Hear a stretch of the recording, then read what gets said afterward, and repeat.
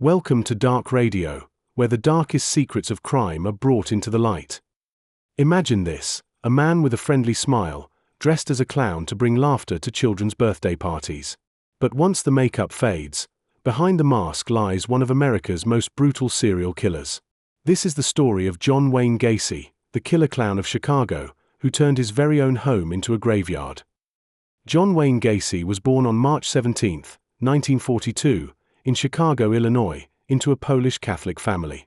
His father, John Stanley Gacy, was a heavy-drinking World War I veteran who frequently beat and insulted his son. Gacy recalled being constantly called weak and useless, enduring his father's violent outbursts. In contrast, his mother, Marion Elaine, was gentle and protective, trying to shield him from abuse. Yet her efforts were never enough to undo the deep psychological scars inflicted by his father. Gacy's childhood was also marked by health problems. He suffered from a congenital heart condition that prevented him from joining sports or other physically demanding activities. This made him the target of ridicule and bullying, further isolating him from his peers. The loneliness, combined with his father's abuse, fueled an inner conflict, a desperate need for acceptance coupled with a growing resentment toward those who belittled him. As a teenager, Gacy became aware of his homosexuality. But in the conservative climate of the 1950s, being openly gay meant social exile. He hid this truth, which only deepened his feelings of alienation.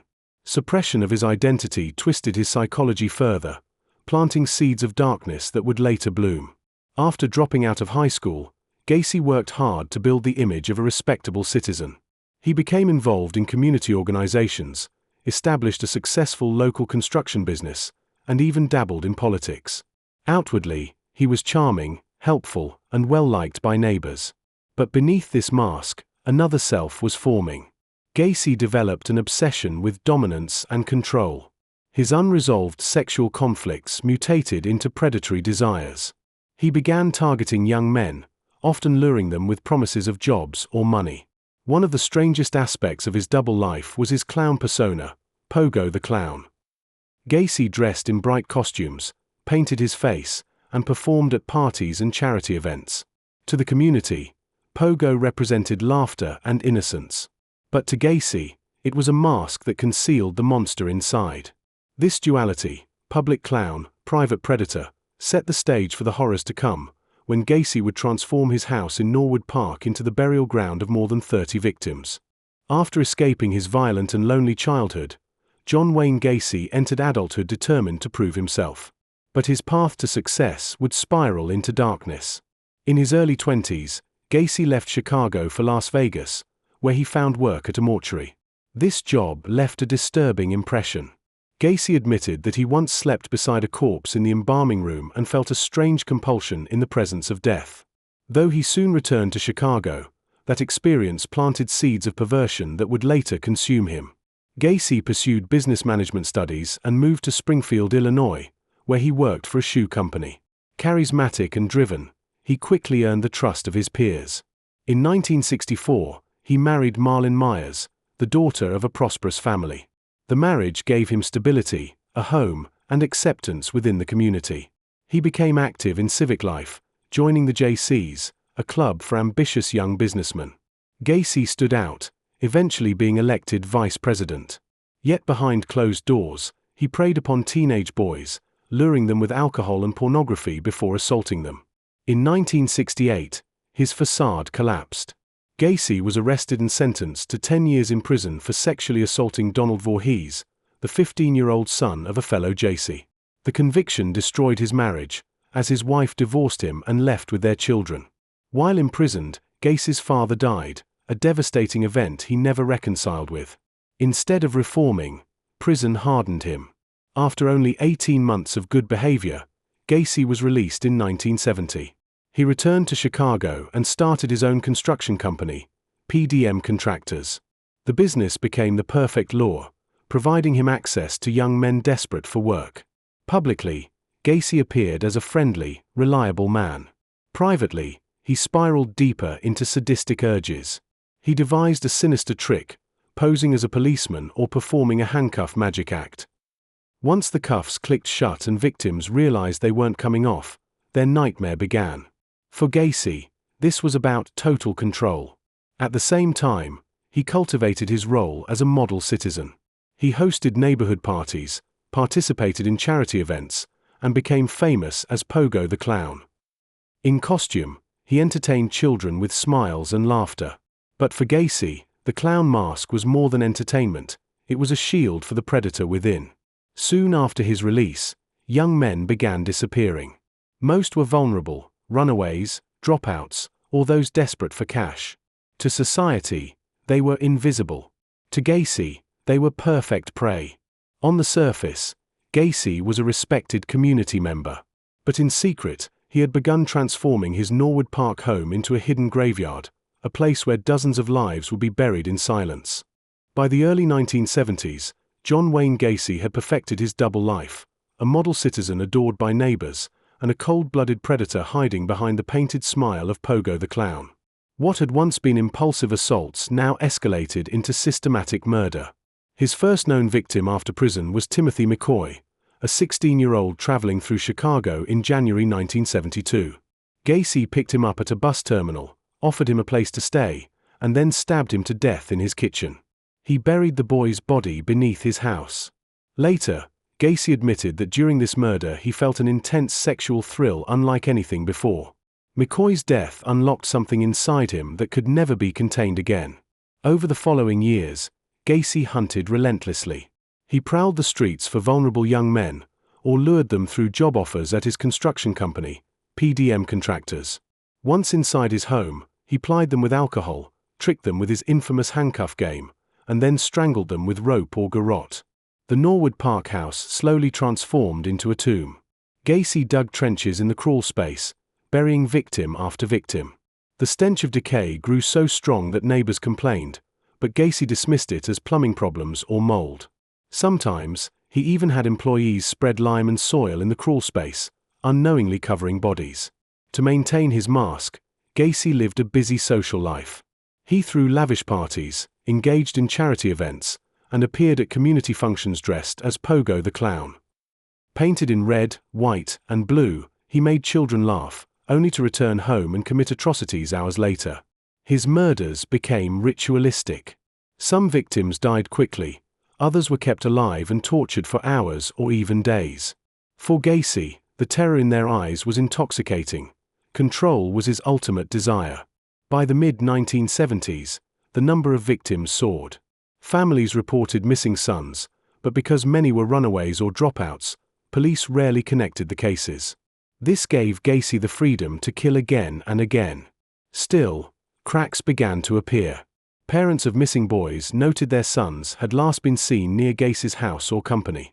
Gacy often promised quick cash or a job, but then the boys vanished forever. Even so, he remained careful, leaving little physical evidence. By the end of 1976, more than 20 bodies lay beneath his home. Running out of space, Gacy dumped others into the Des Plaines River. Despite the overwhelming stench of death, he continued to walk the streets as a friendly neighbor, a charitable volunteer, and a smiling clown. In Chicago, no one could have imagined that the beloved clown who entertained children was living atop a graveyard of his own making, a hidden cemetery of stolen youth buried just beneath his floorboards. By the late 1970s, the list of missing boys and young men around Chicago had grown alarmingly long. Families pressed the police for answers. At first, authorities dismissed many of the disappearances as runaways or street crime, but the coincidences became impossible to ignore. The house at 8213, West Somerdale Avenue, John Wayne Gacy's residence, kept surfacing in witness statements. Several missing boys had last been seen talking to Gacy or accepting job offers from his construction company, PDM Contractors. The turning point came in December 1978 with the disappearance of Robert Piest, a 15-year-old boy. Robert was not a runaway, he was a well-behaved student, from a stable family. His sudden disappearance sparked immediate concern. His mother told police that Robert had gone to meet a contractor about a potential job. That contractor was John Wayne Gacy. Police questioned Gacy, who appeared calm, cooperative, and charming. He denied knowing Robert, even inviting officers to his home to prove his innocence. Yet, unsettling details emerged: a foul odor inside the house, fresh soil under the crawl space, and a prior conviction for sexually assaulting a teenage boy. Without enough evidence for an arrest, investigators placed Gacy under surveillance. 4 days, they shadowed him, documenting his every move. What they saw was chilling: a man with 2 faces, cheerful by day, sinister by night, cruising the streets and approaching young men. The constant surveillance rattled Gacy. He drank heavily, acted erratically, and even toyed with the police. On one occasion, he drove to the station just to wave at the officers following him, as if mocking the game.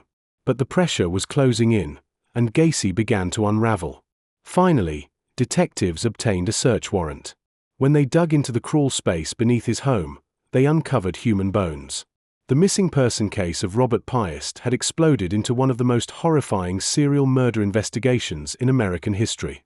The mask of John Wayne Gacy, the friendly clown, was about to be ripped away, revealing the monster hiding beneath the painted smile. On December 21, 1978, when police entered John Wayne Gacy's home with a search warrant, they could not have imagined the horrors waiting beneath the floor. As soon as investigators descended into the crawl space, the stench of death overwhelmed them.